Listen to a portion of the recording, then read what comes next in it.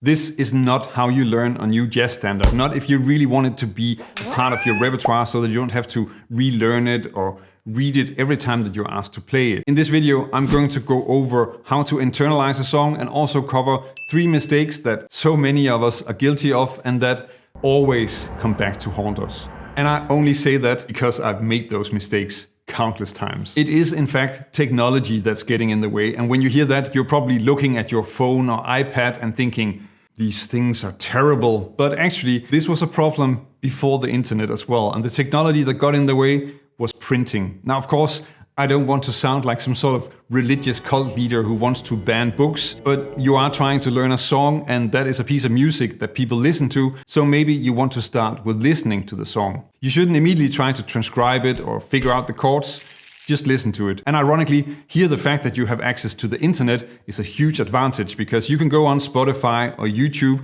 to find hundreds of versions of the song and then find a few that you like and focus on them. Listen to the song really a lot. It's fairly low effort and it will make it 100 times easier once you try to actually learn to play the song. You want to have it in your ears, and you don't want to start that process by listening with your eyes, trying to read it off a real book. Most of us can't immediately hear the chords and the melody by reading some sheet music. Another thing that's also important is that you don't try to use a backing track and lean on that, because lazy ears are actually a real problem in this process. But I'll explain why later. It can be difficult to find a standard that's easy to learn, and you don't go from 12-bar blues to autumn leaves to giant steps. There is a way to be more strategic and make it easier to build a repertoire, so make sure that you don't start with a very difficult song. I have videos with suggestions of songs to work on, and you can better learn 3 easy songs instead of 1 impossible that you're anyway not really going to learn. I'm sure that this is kind of obvious, but maybe suggest some good songs to work with in the comments. We can never have enough good recommendations for that. So the first big mistake is not listening to the song when you're trying to learn it. But there are a few other mistakes and bad habits to get rid of. To me, iReal is quickly becoming the worst way to see a song. On a very basic level, if you think of Happy Birthday, then you hear that melody, you're not thinking of this. And the same should be true for Autumn Leaves. So my point is that once you've listened to recordings of the song, then you want to start by learning the melody. And mainly that's because the melody is the strongest, most consistent part of the song. The chords are there to support the melody, not the other way around. And you will also see how people are anyway using different chords for the songs. Another thing that the melody is great for is as a guide for the form. When you're improvising, then you hear the melody internally. You're not counting bars like some sort of robot or have some sort of internal Google Maps navigation. Instead, you're using the melody as a way of knowing where you are. When it comes to learning the melody by ear, then jazz standards are usually in a key, and the last note of the melody is usually the root of that key. So you can use that to figure out what that key is, and that makes it easier to learn the melody because you can then rely on a position of the neck for that scale and use that while figuring out the melody. Now, of course, jazz standards are often interpreted by the artist, so it can be useful to check it out from people who are not changing the melody too much. If you take the song The Way You Look Tonight, then you have a very clear version from Frank Sinatra. Someday, when I'm awfully low. But if you compare that to learning the melody from Sonny Rollins, then that is definitely a lot further away. Don't think that I'm saying Sonny Rollins is doing something wrong. He's supposed to interpret the melody. My point is that when you're learning the song, then it's just very practical to learn a version that is closer to how it was written, not something that's so far away that it's almost a different song. When I had lessons with Peter Niewerf at the conservatory, he always suggested checking out songs from Frank Sinatra, Nat King Cole, and Ella Fitzgerald, which is really solid advice because they really interpret the song well, but they don't go too far away. And their versions are always great to take out simply because they're great artists. Now that you know the melody, then it makes sense to start adding the harmony.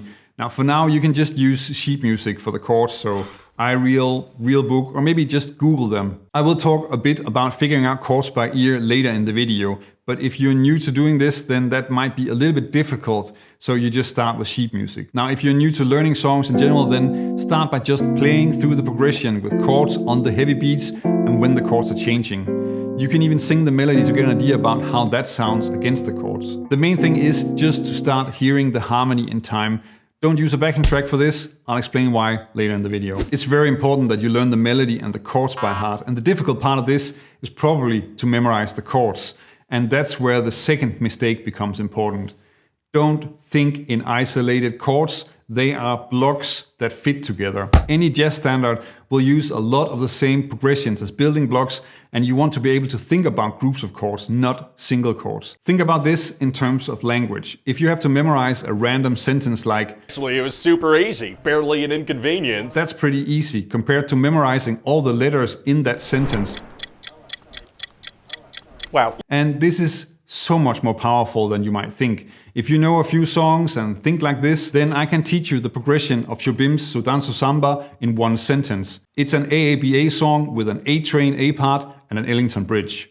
Now, if you know what that means, then you can play the song. Now, of course, we don't have descriptions of all 8-bar progressions, but chunking together the chords makes it a lot easier. And if you ever wondered why it makes sense to learn and understand the form and learn theory and analysis, there's your proof. I get asked about figuring out chords by ear fairly often, but very often it also sounds like people expect to get some sort of trick so that they can just hear the changes without any effort, which is not really how it works, certainly not for me. I sometimes get the impression that people are listening to the song for the first time and saying, but I'm already in the second A and I didn't figure out any chords yet. When I started out learning songs like this, then I used to always write out the melody and then transcribe the bass line under it, as you see here. Now from there you can use that to figure out what chord is being played, and again, theory helps you narrow it down and give you some suggestions, and then you listen for what sounds right. As I already mentioned, then there are a lot of common building blocks and you get more and more used to hearing those, and then you can hear several chords at the same time because you've heard them thousands of times before in all the other songs. But the first few times it takes a lot more effort. And even if you do this and have some holes in there, then don't worry about it. You have to start somewhere. If you have the chord vocabulary and fretboard overview for it, then it can be very useful to also try to play this song as a chord melody arrangement. It's a great way to really connect the harmony and the melody, and it will also often reveal if you have places where the two don't really work together or where the harmony is not really your taste. Now, of course, doing this is also quite demanding technically, and if you're not used to it, then don't worry about it. I think sometimes chord melody is made much more important than it should be, especially by beginners who can much better develop other skills first. Now you're pretty much there with learning the song. You know the melody and the chords by heart, so now it's time to start working on improvising. I think you're ready to improvise if you can do these two things. Play the melody in time by heart and play the chords in time by heart. That's what you want to aim for. In the beginning, you just want to ease into it. So turn on a metronome and first just play the melody, maybe add a chorus of chords. And this is just to hear the song and help you keep track of where you are. At this stage, it's so important that you don't use a backing track because you want to get the song into your system and you actually want to force yourself to really hear the melody and the harmony inside. With a backing track, then that's too easy and you get lazy ears where all the important things like really hearing the harmony and feeling the time and the form are not developing. When you're practicing a song, your goal is to work on it so that you're building a really strong foundation to lean on once you play it with others. And a backing track is just making it too easy. It makes your inner ear lazy because the track will tell you where you are, what the chords sound like, stuff that you actually want to really have inside your head. You can test this by playing a new song only with a backing track and then solo with just a metronome, then take another new song and switch those two around. It will quickly become clear. As you can tell, then I'm not really using a ton of theory for this, but the bits and pieces that are in there are then very, very useful and will make the whole thing 10 times, 100 times easier and faster. And you want to develop a good way to think about chord progressions, keys and harmony because it makes it easier to learn and to play songs. This video will show you how to go about that and also discuss how Barry Harris and Pat Martino approaches chord progressions because they both have very useful and very different strategies.